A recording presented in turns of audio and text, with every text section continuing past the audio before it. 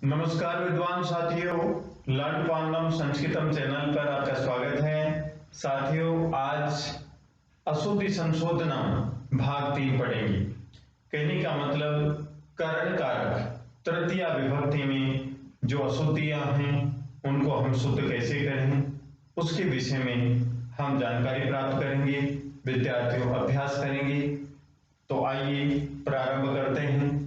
पहला वाक्य है रामे बाणात रावणम मारित्वा। राम ने बाण से रावण को मारा।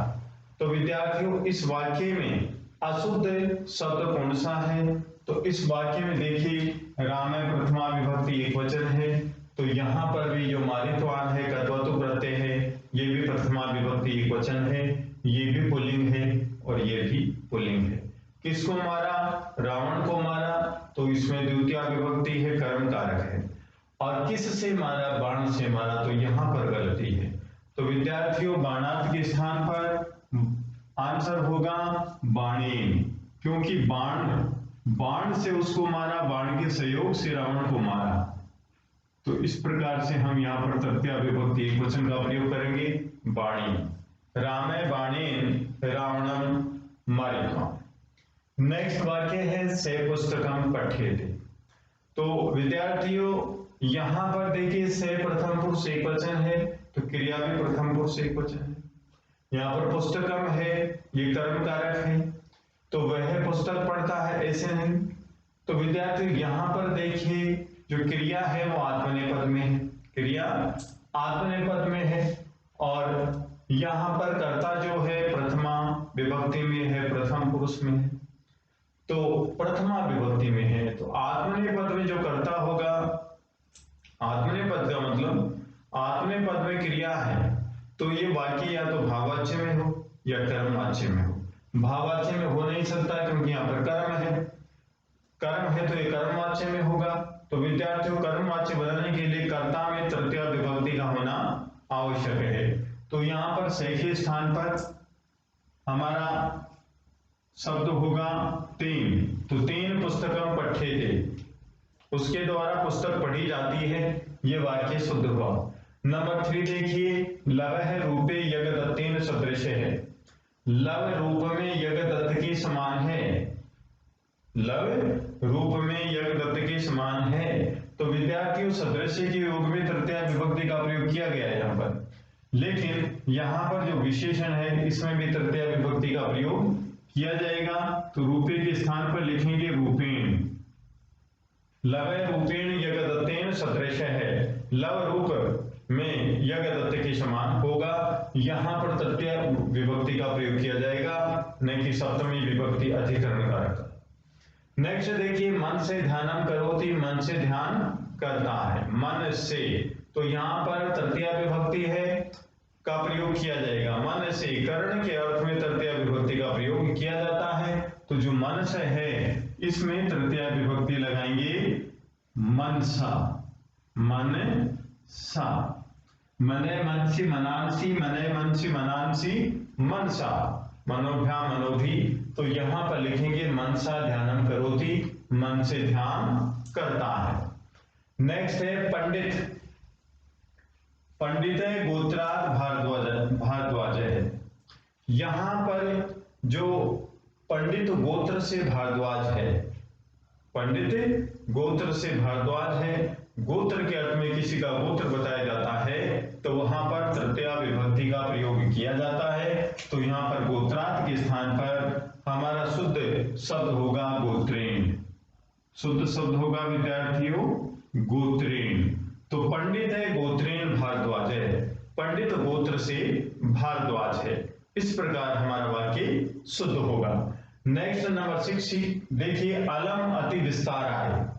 अलम जो है नेगेटिव अर्थ में, नकारात्मक अर्थ में प्रयोग किया जाता है, और देखिए अलम के बाद में यहां पर तृतीय विभक्ति का प्रयोग किया जाना चाहिए, लेकिन यहां पर विभक्ति है चतुर्थी, अति विस्तार आए, तो यहां पर शुद्ध शब्द होगा अति विस्तरेण।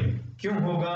क्योंकि अलम के योग में तृतीय विभक्ति का प्रयोग किया जाता है, तो अलम तो एज इट इज रहेगा विद्यार्थियों, लेकिन यहां पर हम परिवर्तित कर देंगे क्या करेंगे, अति विस्तरेण, अति विस्तरेण। इस प्रकार से वाक्य शुद्ध कर लेंगे, अलम अति विस्तरेण। फिर वाक्य हमारा बनेगा अलम अति विस्तरेण। ये अति विस्तरेण है, ये अलम के बाद में लिखेंगे। नेक्स्ट है पांडवानाम से द्रौपदी विराट नगरे उषितवती। पांडवों के साथ द्रौपदी विराट नगर में रहती। तो विद्यार्थियों यहां पर जो से है, इस से के योग में तृतीया विभक्ति का प्रयोग किया जाता है। तो यहां पर जो पांडवा नाम है, इनके स्थान पर हमारा शुद्ध शब्द होगा पांडवई। शुद्ध शब्द होगा पांडवई। पांडवई से है द्रौपदी विराट नगरे उषितवती। नेक्स्ट नंबर 8, 10वें दिने भे पंडिते जाते। 10वें दिने भे पंडिते जाते, 10 दिनों में पंडित बन गया है। तो विद्यार्थियों यहां पर 10वें दिने भे, ये संज्ञा शब्द है और ये विशेषण। तो इन दोनों में तृतीया विभक्ति का प्रयोग करेंगे। तो 10वें के स्थान पर लिखेंगे 10वीं, और फिर दिने भे के स्थान पर लिखेंगे दिने, तब शुद्ध होगा 10वीं दिने ही पंडित है जाते। नंबर है 9, 12वें वर्षे भी शंकराचार्य भाष्यम कृतवान। 12 वर्षों में शंकराचार्य ने भाष्य की रचना कर दी। 12 वर्ष में शंकराचार्य ने भाष्य की रचना कर दी। तो विद्यार्थियों यहां पर जो ये दो शब्द हैं, द्वादशभे और वर्षेभे, इन दोनों में तृतीया विभक्ति का प्रयोग करेंगे हम। तो द्वादशभी शब्द शुद्ध लिखेंगे, द्वादशभी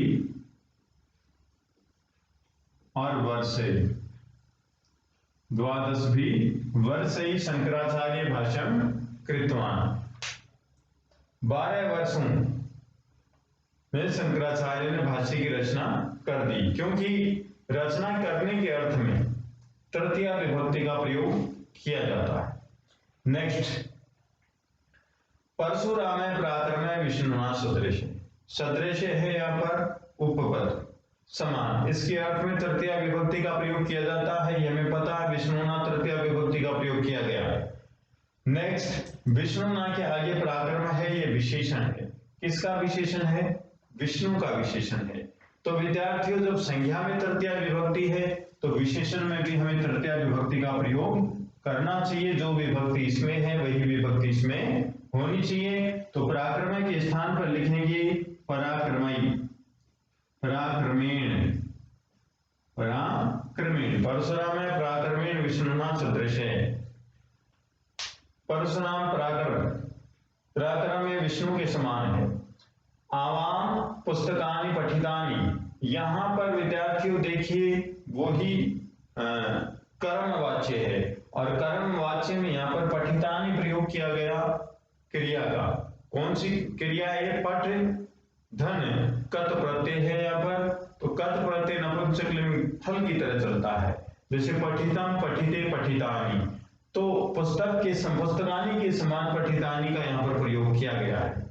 लेकिन यहाँ पर जो आवाम है, यहाँ पर तृतीया विभक्ति का प्रयोग किया जाना चाहिए। तो यहाँ पर आवाम को शुद्ध करेंगे हम आवाभ्याम, आवाम को शुद्ध करेंगे आवाभ्याम। पुस्तकानि पठितानि, हम दोनों के द्वारा पुस्तकें पढ़ी गई। इस प्रकार से हमारा वाक्य बनेगा। नेक्स्ट है एकलव्य धनुर्विद्या आश्रमे उषितवान। हेतु के अर्थ में, जिस कार्य के लिए जहां पर रहते हैं, हेतु अर्थ में तृतीया विभक्ति का प्रयोग किया जाता है। एकलव्य धनुर्विद्या से आश्रम में रहता था। तो यहां पर धनुर्विद्या लिखा है, यहां पर हम लिखेंगे तृतीया विभक्ति, क्योंकि हेतु अर्थ में तृतीया विभक्ति का प्रयोग किया जाता है। तो यहां पर लिखेंगे विद्यार्थियों धनुर्विद्या, तृतीया विभक्ति धनुर्विद्या।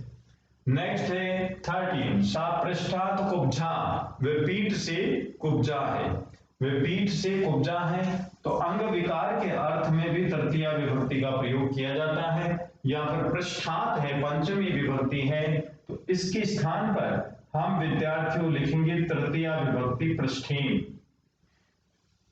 सापृष्ठीन कुब्जा, वह पीठ से कुब्जा है, वह पीठ से कुब्जा है। जहां शरीर में कहीं भी कोई अंग विकार से संबंधित कोई शब्द आता है तो उसमें हम अंग विकार के अर्थ में तृतीया विभक्ति का प्रयोग करते हैं। नेक्स्ट है नखेभ्ये राक्षसे प्रतीयते। जिस चिन्ह से किसी का पता चलता है, जैसे पुस्तकै विद्यार्थी अस्ति, पुस्तकों से विद्यार्थी है, तो यहाँ पर नाखों से राक्षस प्रतीत होता है, तो यहाँ पर नखेभ्ये है, इसको हम तृतीया विभक्ति में लिखेंगे नखई। तृतीया विभक्ति में लिखेंगे नखई। नाखूनों से राक्षसे प्रतीयते, राक्षस प्रतीत होता है। नेक्स्ट नंबर 15 है धर्मात्हीना पशु भी समाना। धर्म से रहित पशु के समान होता है। तो विद्यार्थियों हीन अर्थ में तृतीया विभक्ति का प्रयोग किया जाता है, तो धर्मात् के स्थान पर हमें प्रयोग करना होगा धर्मेण। धर्मात् के स्थान पर हम प्रयोग करेंगे धर्मेण। तो धर्मेण हीना पशु भी समाना, धर्म से रहित पशुओं के समान होते हैं। नंबर 16 है त्वम वानरस्य साकं वानरे प्रतीयसे। तुम बंदरों के साथ वानर प्रतीत होते हो। तो विद्यार्थियों यहाँ पर जो शाकम है वो पद विभक्ति का शब्द है, इसके अर्थ में तृतीया विभक्ति का प्रयोग किया जाता है। तो वानरस्य यहाँ पर षष्ठी विभक्ति का प्रयोग किया गया है, तो वानरस्य के स्थान पर विद्यार्थियों हम प्रयोग करेंगे वानरेण। वानरेण। इस प्रकार से हमारा वाक्य बनेगा त्वम वानरेण साकं वानरे प्रतीयसे। तुम बंदरों के साथ बंदर प्रतीत होते हो। इस प्रकार से हम अशुद्ध वाक्यों को शुद्ध करते हैं। और भी तृतीया विभक्ति से संबंधित और भी अशुद्ध जो वाक्य हैं और उनका शुद्ध हमें बनाना है, तो नेक्स्ट वीडियो में हम देखते रहेंगे, विद्यार्थियों अभ्यास करते रहेंगे। तो विद्यार्थियों यदि आपको ये वीडियो पसंद आया तो आप लाइक अवश्य कीजिए, शेयर कीजिए, कमेंट कीजिए, सब्सक्राइब कीजिए। धन्यवाद।